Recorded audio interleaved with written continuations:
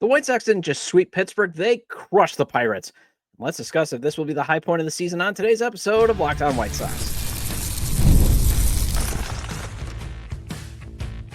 You are Locked On White Sox, your daily Chicago White Sox podcast. Part of the Locked On Podcast Network, your team every day. Hello, I'm your host, Todd Welter, a lifelong Sox fan, a contributor for SouthsideShowdown.com, part of the Fansided Network, and also I've covered Major League Baseball for outlets such as the Associated Press. And thanks for making Locked On White Sox your first listen every day, part of the Locked On Podcast Network, your team every day. Make sure to hit the like button on today's episode. Subscribe to the YouTube channel at Locked On White Sox if you've not done so already, and also follow or subscribe to the show wherever you get your podcasts. Well, the White Sox swept the Pirates by outscoring the Buccos 27-7. Mike Tauchman and Luis Robert Jr., two players the team will likely deal before the trade deadline, had huge contributions. And let's discuss if this three-game stretch will be the best it will be, considering veteran talent is about to be offloaded. Then it might be TV analyst Dan Plesac's polo as the reason the White Sox picked up their first road sweep in years. Let's discuss if it makes sense to have sports superstitions in the second segment. And finally, it is Monday, so let's do a Minor League Monday report. Today's episode is brought to you by FanDuel. Right now, new customers can get $150 in bonus bets when your first $5 bet wins. All right, so the White Sox, they actually looked like a successful Major League Baseball team. I know, shocking. It was stunning. Like, I was watching, I'm like, this is good baseball being played by the White Sox. And obviously, the White Sox have played a better brand of baseball relative to last year, another figurative quarter into the mentioning the 2024 season. But, you know, they're still the second worst team in baseball, although they're clearly better than the Rockies, and they show that they're clearly better than the Pirates. So, hey, progress is made. The White Sox are better than two teams, even though record-wise, the Pirates are, they have a better record, and they also have Paul Skeens. And if the White Sox could play the Rockies and the Pirates every day, we'd be talking about a dynasty. We'd also be talking about one of the worst professional sports leagues ever. But, man, the White Sox dominated both those teams. And the White Sox, I mean, think about it. They out-hit, they out-pitched, they outran, and they out-defensed Pittsburgh. I mean, the Pirates look like an awful team. The Sox, they look like a well-oiled machine. I mean, the Sox got contributions from their young core, and they also got the support from the veteran players. And it was the type of series you and I have been hoping to see all season. I know I have. It was finally the series where, the young core contributed, and then they got that help from the veterans that they've been lacking pretty much for most of the year. It was like a complete coming together. And then it got me wondering, this might be the high point of the season. Just as the team is about to start to hit on all cylinders, the trade deadline approaches, and the White Sox, they have to be in asset acclimation mode right now. They have to be getting more prospects into the system. So that means Mike Tauchman, Adrian Hauser, Luis Robert Jr., Austin Slater, Dan Altavilla, Steven Wilson, maybe Aaron Savali.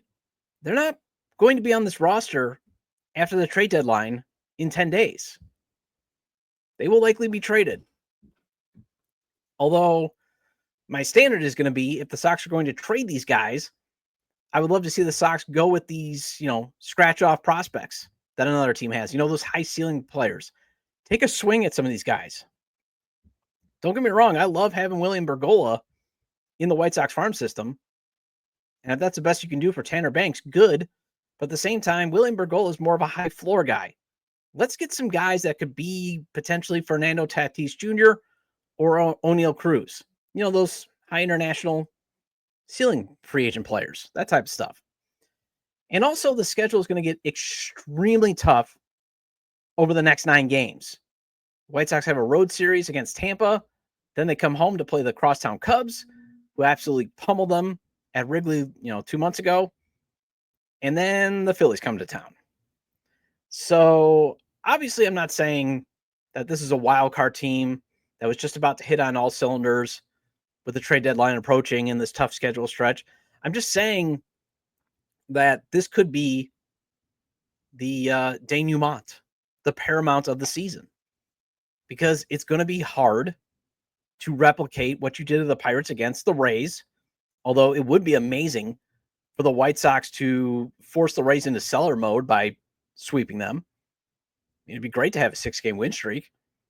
And it'd be great to kind of be a thorn in the Cubs' side. But at the same time, the veterans will have to be traded to get more prospects. So that means, will this team be able to be still, like they were against the Pirates the rest of the season? It's going to be hard. And it was great seeing Miguel Vargas rage against turning into a pumpkin over the weekend. He went 2 for 5 yesterday, included a 3-run homer that was followed up by a massive home run by Mike Tauchman. And again, that is where the young core gets help from the veterans. And for Mike Tauchman's home run, they say the ball landed in the Allegheny River. I don't believe it. I still think it's traveling down to I-279. I mean, he absolutely crushed that ball. And he came up with some huge hits as he drove in 6 runs over the weekend. You had Luis Robert Jr. showing signs of resurrection. He had 5 hits, including a home run on Friday.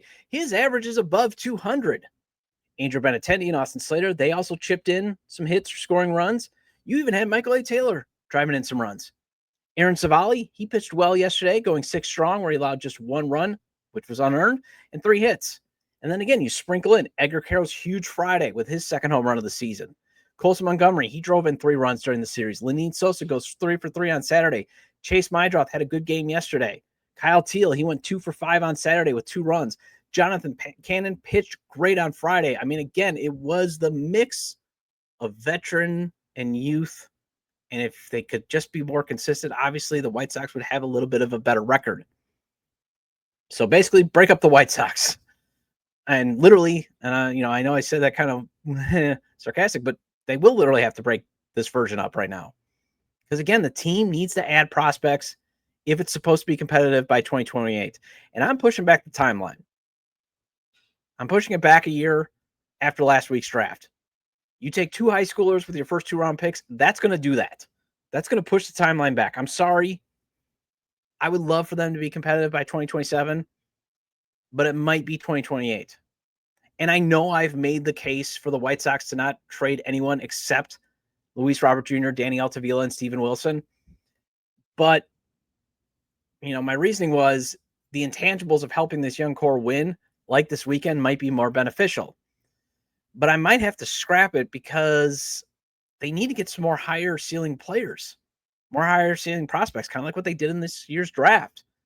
And I'm talking about acquiring those boomer bust international free agents signed by other teams to have a chance to get a superstar player. Because one of the things that is going on in the context recently is maybe this current young emerging core is more of the supporting cast being formed. Stay with me here. Because Vargas, he's giving off vibes that he might just be a raised floor player rather than a star. He's been slumping pretty bad. Hopefully he's breaking out and maybe he can get back to being a star player that he was showing when he made that swing adjustment. Mydroth and Sosa, they are definitely raised floor players. Brooks Baldwin, he's already being viewed as a super utility player. And we still don't know if Colson Montgomery, Carroll, and Teal are going to be superstar players or just everyday regulars. And again, there's nothing wrong when I say everyday regulars. I'm not throwing shade on their career because the White Sox need those guys too. They need raised floor players. They need 1.5 to 2 F4 to 6 F4 players all over the board. That's what makes up good teams. But I feel like the young guys the team has now is just the makings of a great supporting cast that still needs superstar talent to put them over the top.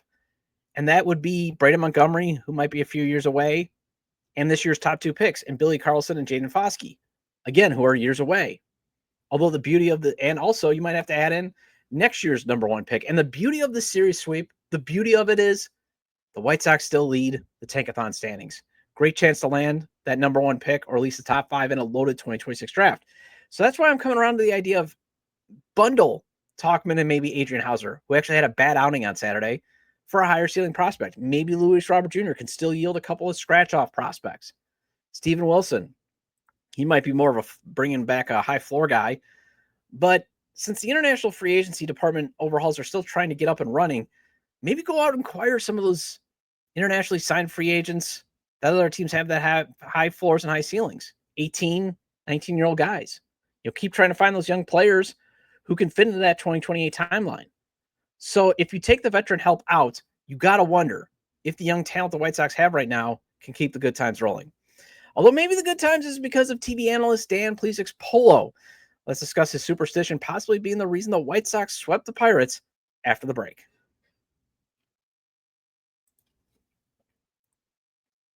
Whether you're in plumbing, HVAC, or electrical work, Supply House is a reliable way to order products online.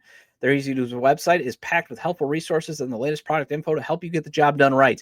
Plus, with a complete inventory of over 200,000 parts from 400-plus top brands, you'll find exactly what you need delivered fast from coast to coast. Need help with an order? Supply House offers expert support and industry-leading service, so you'll always talk to a real person. And think about it. You don't got time to waste going through an automated system. You got to get the job done right, and you got to get it done fast. And you need the right parts, so Supply House wants to make sure you are taken care of. And for the trade pros looking for an extra edge, their free Trade Master program offers exclusive perks like a dedicated phone line, free shipping, and discounts on every order. Join the thousands of skilled professionals already taking advantage. And now it's your turn. And I've been telling my brother-in-law, he's in the plumbing business, convince your company to go with Supply House with all the advantages and great customer service they have.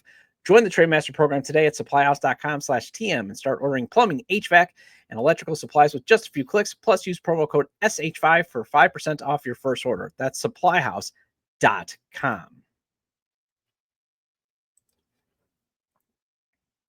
Welcome back to Locked On White Sox. I'm your host, Todd Welter. Again, make sure to hit the like button on today's episode and subscribe to the YouTube channel at Locked On White Sox if you've not done so already. And if you can't catch the show on YouTube, Locked On White Sox is available on all major podcast platforms. So make sure to follow or subscribe on places such as Apple or Spotify. Either way, it gets your 30-minute fix of Chicago White Sox baseball venting with me. All right, so I love a good sports superstition. And I also actually love that Dan Plesac has been added to the CHSN TV broadcast. You know, he fills in for Steve Stone when he, takes time off. And again, I'm fine with Stoney. He's earned the right to work his own schedule. If he does not want to travel to Pittsburgh, he's earned that right. I still don't get why he hasn't had a Ford Frick award yet. He's one of the best analysts in baseball. But I like Dan Plesac as a fill-in. I like him much better than Gordon Beckham. Because first, Plesac, provides good analysis that does at least fill the void or tries to fill the void that is lost when Stoney takes that well-earned time off. I mean, he comes close. I mean, Stoney, to me, is the best analyst. And, don't at me at this.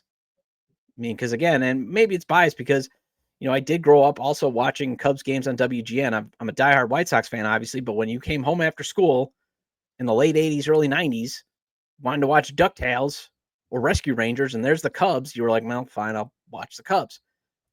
And you were informed and educated by Steve Stone. So he's always been with me, and I agree. He's one of the best analysts in baseball.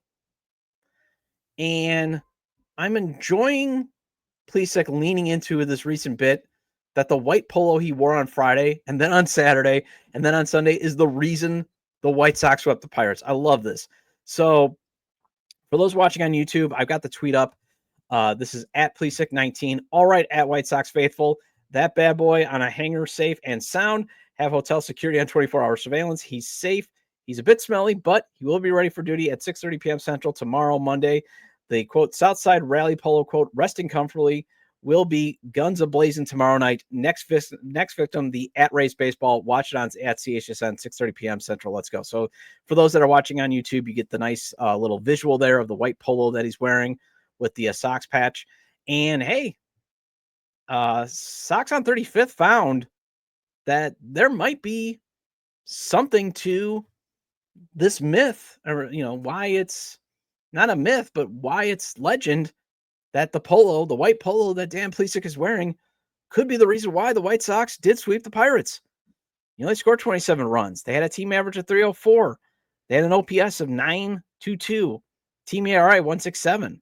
And I've got the tweet for those watching on YouTube showing that Dan Plesac has reported for duty that not all heroes wear capes. They just wear a white polo that they never wash. And obviously, I used to be a sports superstitious guy. I was. Not so much anymore, but I can appreciate what Plesac is doing. Because, for example, I remember, get this out. I wore, for those watching on YouTube, I wore my Mark Burley jersey that I bought literally before the World Series run. I wore that during every game that the White Sox played.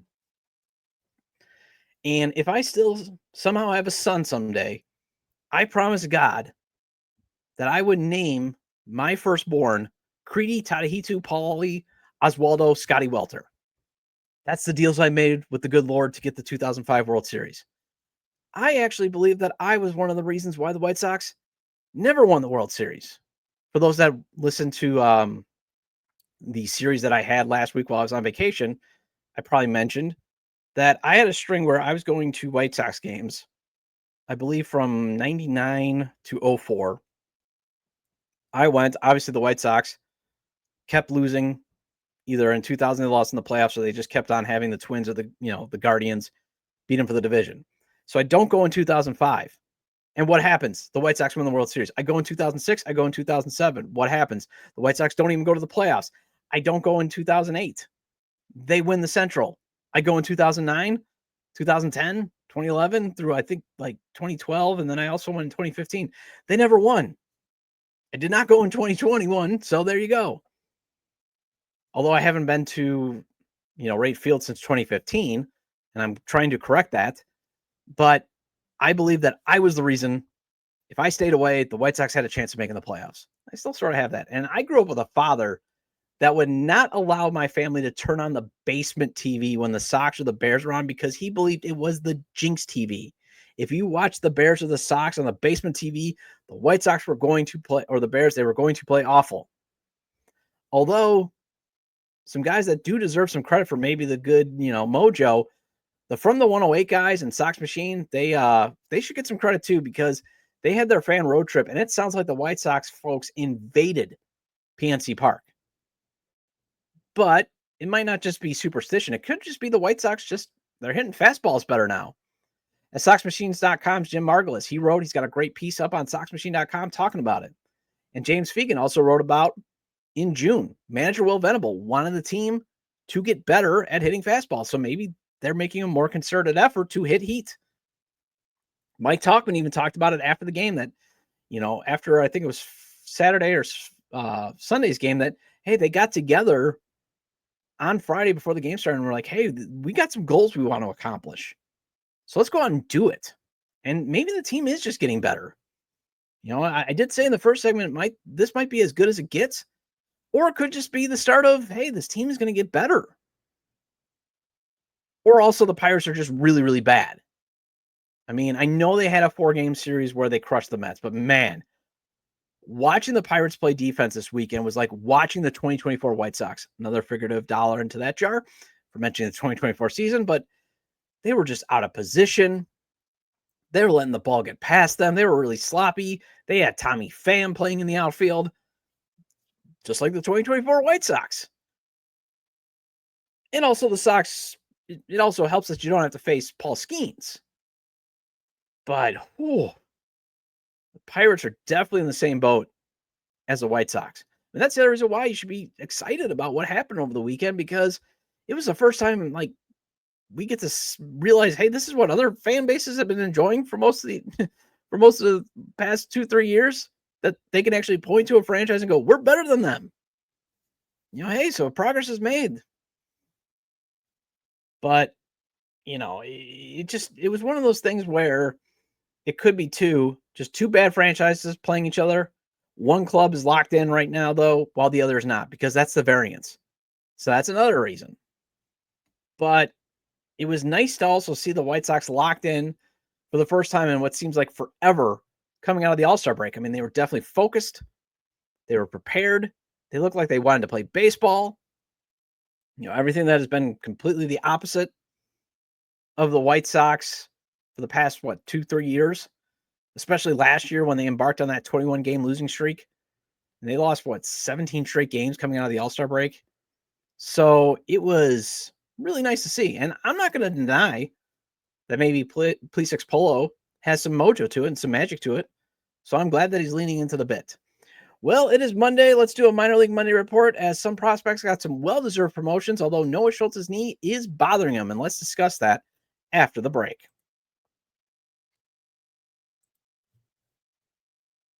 Summer sports are in full swing, and whether you're all about baseball under the lights, golf on the green, or high-stakes soccer action, FanDuel is the best way to make every game even more exciting. You're already following the action. Why not make it a little bit more thrilling? With FanDuel, you can get in on the game while your friends are getting sunburned at the beach. FanDuel's traditional money line spreads and over-unders are fun to play, but I always maintain, if you want to win big or at least double or even triple your money, then go with FanDuel's parlays, props, and futures. For example, the Sox and Rays going into extra innings tonight is at plus 860. So if we do get free baseball, you put, say, $10 on that, you can win $86. The White Sox being ahead after the first inning, that's at plus 410. $10 on that hitting will pay out $41. They even have props on the first inning run total that can even be played. One run is at plus 350 and 2 or more runs is at plus 220. So there's a chance to double or even triple your money. New to FanDuel, new customers can bet just $5 and get $150 in bonus bets if your first bet wins. Open the FanDuel app today or visit FanDuel.com/lockedon to get started.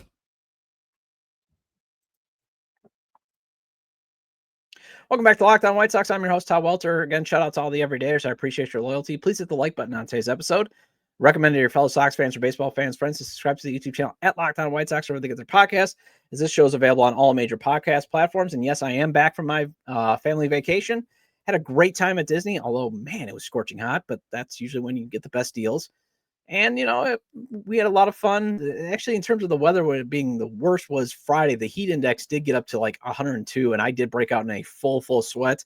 But otherwise, it was fun seeing my daughter just enjoy, the fantasy of Disney, getting to see the princesses, just seeing it through her eyes was just, it was really neat to see.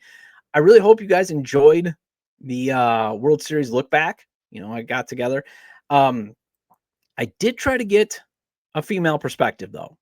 I did. Courtney Finicum from Baseball Isn't Boring. We just couldn't get the schedules to match up. And it was really hard to get, another fill in there. So that's the reason why there was no female perspective. But otherwise, I hope you really enjoyed it. And, feel free to tell your friends about it. It's going to be available on the YouTube page. I've got it. Probably going to have it up on the front page for a couple of weeks. So anyways, coming out of the midseason break, some White Sox prospects got some good news.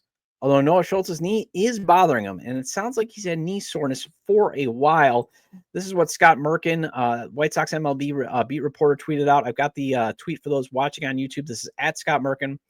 Noah Schultz has been bothered by a little knee soreness previously. The team is going to get some imaging to make sure that everything is kosher there. And the White Sox top prospect is going on the 7-day IL as he was scratched from his latest start, and he was seen limping. It seemed like, it sounded like it was, not just something where it was like, well, maybe he could get through it. I mean, they're going to have to get an MRI on it. And I'm not sure if I should hammer the organization or not for letting their best pitching prospect throw on a painful knee. I mean, on one hand, guys do have to play through aches and pains. They do. And as long as it's not a full tear or pull or that, these guys have to play through the aches and pains and that type of stuff. But on the other hand, this is a 6'11" pitcher with long limbs who needs to have everything in sync. And if there's discomfort causing issues like maybe landing correctly or pushing off correctly, maybe, I don't know, take some precautions maybe. Maybe do what you did with Hagen Smith when he had that sore elbow and let him rest. Maybe you should be very, very, very cautious with your prize pitching prospect, a guy that you're banking on potentially being the next Randy Johnson. And while I would love to have Schultz up by the end of the season, at the same time, I'd rather be super cautious, because this guy is the future. And think about it. They were super cautious with him last year. He pitched just 4 innings every Saturday. So if there was some knee soreness, I give him credit. But at the same time, you got to protect him from himself. And if the knee pain was bothering him, maybe you should have gotten some imaging done a little bit sooner before it became more of a problem. That's where it's like, that. But we probably should have more news. Again, as I'm recording this, nothing has come out. So once more is out, I will discuss it later. In terms of the promotions, front of the show, Jeff Cohen, he tweeted out basically who got the handshakes and high fives all around as several players continue living the dream. A lot of promotions today still to come. News from Arizona on who will be assigned to Kannapolis to fill these roster spots. That was at AAA Jeff. He tweeted that back out on July 18th. So coming out of the break, the White Sox, obviously, when you get to the draft, you're going to move certain guys up a level, certain guys at the Arizona Complex League have established themselves where it's time to now send them off to Kannapolis, send them off their way, that type of stuff. The main ones I want to highlight, though, are Sam Antonacci. He got promoted to AA, well-earned promotion for the team's number 26 prospect per MLB Pipeline, had an 839 OPS at high A ball, so there was not much more for him to accomplish there. He needs to go on to the next step. He went 3 for 8 with 2 walks, an RBI, and a run in his first AA series over the weekend. Then the 2 draft picks from the 2024 draft are on their way to high A. Outfielders TJ McCants, last year's 16th round pick, and first baseman Lyle Miller-Green, last year's 17th round pick. They got promoted to Winston-Salem. And again, I like what these 2 represent when it comes to drafting, especially after the 5th round when you take a hitter. If they have a decent power or a decent hit or run grade still available, that's when you should deviate from taking pitching. And McCants had a good run grade, and Miller-Green can crush the ball. I believe he had 30 home runs in Austin Peay. And obviously they're a little bit older prospects, but still there's nothing wrong with if you want to deviate from your pitching plan. Although the White Sox did say one of the reasons why they didn't take a lot of pitchers in this year's draft was they just didn't like what was available. So if you're going to either deviate, because I do believe you should always be loading up on pitching in rounds 6 through 18. I believe you should do that because, again, these guys can blow out their arms just like that. Or Tommy John surgery, you're going to lose a year. You can never have enough pitching. And plus, should always be building your bullpen through your system because it's cheap. But if you're going to deviate that, you should deviate with guys that at least have a skill that could contribute, to a major role at the big league level, because that's usually what you're going to get later in the draft. It's very rare that you get a Kerry Carpenter. You usually get more of a Brooks Baldwin or Zach Remillard, Danny Mendick, that type of stuff. So that's why when you get a guy like Miller-Green, who had good home run production at college, or McCants who can really, really race around the base paths, take them. That's when you should deviate, and we'll see what they can do. The only other time, though, you should also deviate from pitching in rounds 6 through 18 is also if you can get a young JUCO or prep player that is all of a sudden, like at the very last minute, says, you know what, I'm going to sign. And I'm talking about like the day of the draft, kind of like what George Wolcott did a couple of years back, or Matthew Boynton that the White Sox just took in the 11th round. Sounds like he's going to obviously sign. He was like, you know what, I want to start my career, my professional career. I want to get to the major leagues as quickly as I possibly can. So in that way I can actually earn more than I would ever earn in NIL. Because that's the thing that, all NIL to me is going to do in the draft is it's just going to drive up for prep players, potentially if you have to overslot them just by a little bit. But otherwise, think about it. You can probably make more if you can get to that even arbitration and then over to your second, for your for sure contract, and that's the thing with every sport right now. NIL is just not paying to the point where like your second contract, where you're going to make more in your second contract.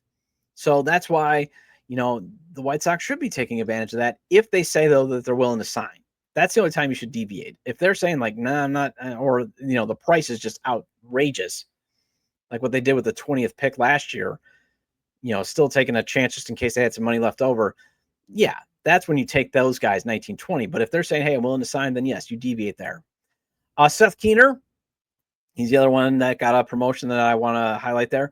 Former White Sox top 30 prospect, finished number 12 last year in MLB Pipeline. However, it's not really a promotion. He's just going back to where he started the season. He started at high A, but he was so bad that he had to go back to, I don't think there was an injury. He had to go back to low A, pitched a little bit better, so he's getting another shot. And then Matthias Lacombe, 2023 12th round pick, lefty, current number 29 prospect. He's going from the complex league to low A. He finally overcame some Latin muscle issues that actually delayed the start of his pro career. It delayed it by a year and a half. Has a 55 grade fastball and changeup. Well, that wraps up this edition of Locked On White Sox. Thank you for making Locked On White Sox your first listen today. For your second listen, check out the all-new Locked On MLB Game Night. Every game, every night, all season long, get local analysis on a national scale. Find MLB Game Night on Locked On MLB on YouTube, wherever you listen to your podcast. I'll be back tomorrow to go over some mailbag questions, as I did get some mailbag questions, so I want to answer those on tomorrow's episode. Feel free to leave comments about today's discussion, going over how this might be the high point of the season, the superstition of Dan Plesac's polo, and this week's Minor League Monday report. You can leave them at the episode page on YouTube, X, formerly Twitter, at Todd J. Dub, or at Locked On Sox, or you can email me at lockedonwhitesox@gmail.com. Have a great day. See you tomorrow.